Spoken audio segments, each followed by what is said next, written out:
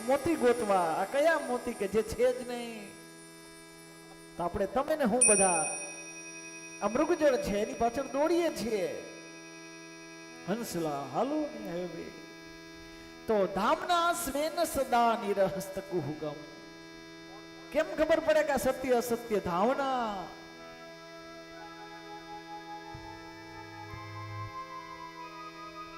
સત્યમ પરમ ધીમહિ. પરમ સત્યની વાત છે. સત્યમ હોય તો સમજાઈ ગયું, પણ પરમ સત્ય, સત્યમ પરમ ધીમહિ. કાલ ચર્ચા કરી, સત્ય બે પ્રકારના હોય, પરમ સત્ય પણ હોય. હા, આપણું સત્ય જુદું ને ભગવાનનું જુદું. આપણું અર્ધ સત્ય હોય, ભગવાન પરમ સત્ય છે. સત્યની કઈ કિંમત છે. સત્ય એમને એમ ન મળે, પણ સત્યની બહુ મોટી કિંમત છે. સત્ય ટકાવવું અઘરું, સત્ય હાચવવું અઘરું, પણ સત્ય કાટ્ય છે. લોઢાને કાટ લાગે, પણ મારા વાલા કોઈ દી સત્યને કાટ ન લાગે. અને છેલ્લે પાછો વિજય સત્ય નો થાય.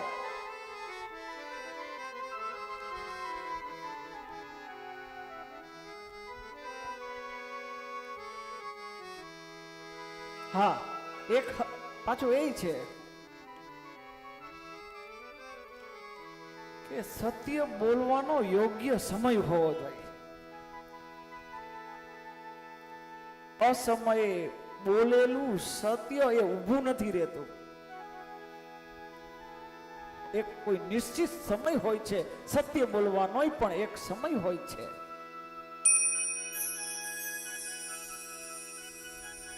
બે પાર્ટનર હતા, બે પાર્ટનર હીરા ઝવેરાતના વેપાર કરતા હતા.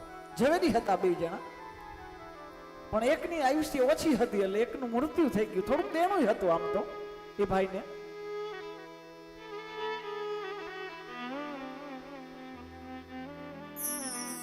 પછી ત્યાં પાર્ટનરશિપ પૂરી થવી જોઈએ, પણ પેલો પાર્ટનર બહુ ધર્મવાળો માણસ, સાચો માણસ. એટલે એને કીધું, એમના પાર્ટનરની પત્નીને કીધું કે બેના, મારો પાર્ટનર વયો ગયો છે, મારી પાર્ટનરશિપ નથી ગઈ. મારો પાર્ટનર જરાક ગુજરી ગયો છે, વયો ગયો છે, એનું મૃત્યુ થઈ ગયું, પણ મારા પાર્ટનરશિપની મૃત્યુ નથી થઈ. તમ તાર ચિંતા ન કરતો, હું તમારા ઘરે જે પાર્ટનરને મહિને આપતા કે અમને મળતા એટલા જ તમારા ઘરે પગાર દઈશ. દર મહિને એ પોતાના નફામાંથી 50% કાપી અને પેલી બેનને આપી દે છે. થોડાક મહિના થાય, છોકરો નાનકડો હોય બેનનો,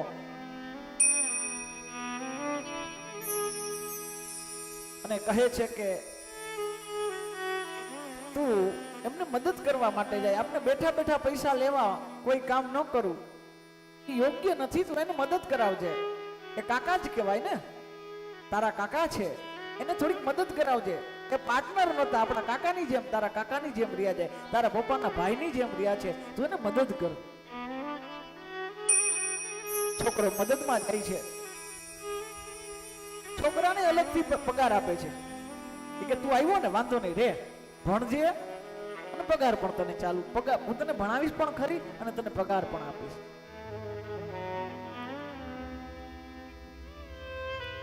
થોડાક સમય પછી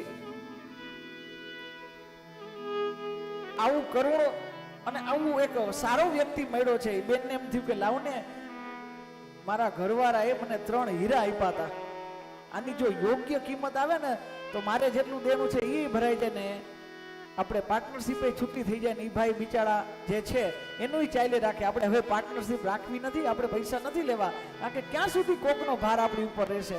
એ તો બિચારા સહજ છે, આપતા રહીએ છે, અધિકાર નથી છતાંય મેળવી છે. છોકરાને કીધું કે આ જા ત્યારે આ 3 હીરા લઈને જાજે. છોકરો 3 હીરા લઈને જાય. કહે છે આ શું છે? તો કે મારા પિતાશ્રી હાચવેલા છે, આલિયો જોવો અને યોગ્ય કિંમતમાં એમને આપી દેજો. થોડું ઘણું અમને મળે, થોડુંક તમે રાખી લેજો. ક્યાં સુધી અમે તમારો આ ભાર લેશું? ક્યાં સુધી અમારું આ ઘરનું તમારે ચલાવવાનું રહે?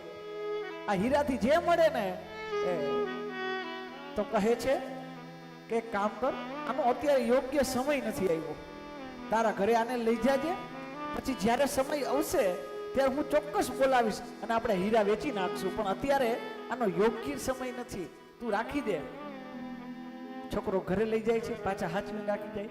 હવે એ વાતને 3 વર્ષ થયા. અચાનક જ 3 વર્ષ પછી એ ભાઈએ ઓલા છોકરાને કીધું કે યાદ છે 3 વર્ષ પહેલા તે હીરા લઈ આવ્યો તો? જો યાદ રાખજે, આ પૈસાથી મારે અત્યારે જરૂરિયાત નથી, બધા તને જ દેવાના છે, પણ યોગ્ય સમય આવ્યો છે, તું લઈ આવ. છોકરો ઘરે જાય છે, એ હીરા લઈને આવે છે. હીરા હાથમાં આપે છે તો કે હવે હું તો હીરા પારખું છું જ, પણ 3 વર્ષ મેં તને હીરા પારખું બનાવી દીધો છે. ઓલા ભાઈ કહે છે કે હું તો હીરા પારખું જ, હવે છોકરા તું હીરા પારખું થઈ ગયો છો, તે 3 વર્ષ અહીંયા કામ કર્યું છે ને, તો હવે તું હીરા પારખું થઈ ગયો. એક કામ કર ને, તું જ હીરા આ પારખીને જોઈ લે કે આપણાને કેટલામાં દેવાય. કાગળિયો ખોલે છે, એક હીરો હાથમાં લે છે, જે તે હીરા પારખું હોય જેમ તેમ જોતા હોય એને જોયું છોકરાએ, અને એ હીરો લઈ જોરથી બારે ઘા કરી નાખે. બીજો હીરો ઉપાડે છે, આમ જોવે છે, જોરથી ઘા કરે, આમ ત્રીજો હીરો ઉપાડે, જોવે અને જોરથી ઘા કરે છે. ઓલા કાકા કે શું થયું? તો ઓલો છોકરો કે કાકા કાચના કટકા છે, કાંઈ નો આવે, આનું કાંઈ કરતા કાંઈ નો આવે. અમથી અમતા હાચવા. અને કાકા 3 વર્ષ પહેલા તમે મને કહી દીધું હોત ને તો ત્યારે આ ફેંકી દે. 3 વર્ષ લગી હાચવીને તો ન રાખા, ધ્યાન રાખ્યું, જીવની જેમ રાખ્યું. ત્યારે કાકાએ કીધું ત્યારે જ મને ખબર હતી કે આનું કાંઈ ન આવે, પણ હું એમને એમ કહેત ને કાંઈ ન આવે તો તું વાતનો ક્યારેય વિશ્વાસ ન કરે, કારણ કે તું હીરા પારખું નતો. આ 3 વર્ષ મેં તને હીરા પારખું બનાવી દીધો, અને હવે સત્ય તારી સામે આવે છે કે આનું કાંઈ ન આવે. કારણ કે યોગ્ય સમયે કીધેલું સત્ય, કદાચ ત્યારે કીધું હોત ને તો એ છોકરાના મનમાં બીજા ભાવ ઘણા બધા પ્રગટ થાય. ઘણા લોકોને હું તો સાચું સામે કહી દઉં, ખોટું ઈ જ ખોટું.